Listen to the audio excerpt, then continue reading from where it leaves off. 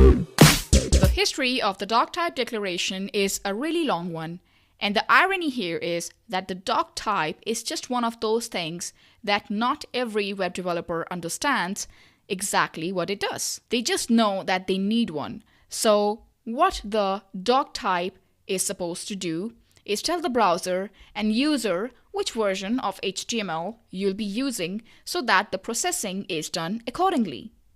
I know this probably sounds confusing, so I just want you to remember this. You need to have a doc type declaration, and you want the doc type to declare the version of HTML that you will be writing. Now, for better understanding, let's have a look at old declarations of HTML, and you can find the link of the PDF of this lecture. Now, over here, you can see that these are the doc types declaration which were written in the past. Alright, now these are the old declaration you can see right here.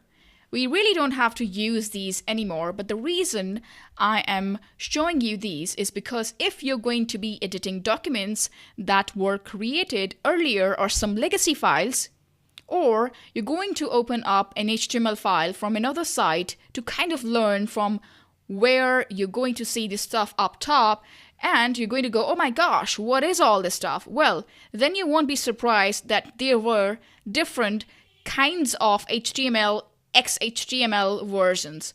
Now, we have kind of gone over a little bit of that history now, but it's just for you to show so that you can have a little bit of idea. Now, the only one thing that we need to concern ourselves with is very simple and very basic declaration that simply says doc type HTML. It doesn't worry about versioning the numbers, and it doesn't worry about a document type declaration file to point back to. It just simply tells the user, hey, an HTML document is on the way. All right? So for the rest of this section, the very first thing that you are going to do is whenever you create an HTML page, you are always going to start with the document type declaration. All right? That's it.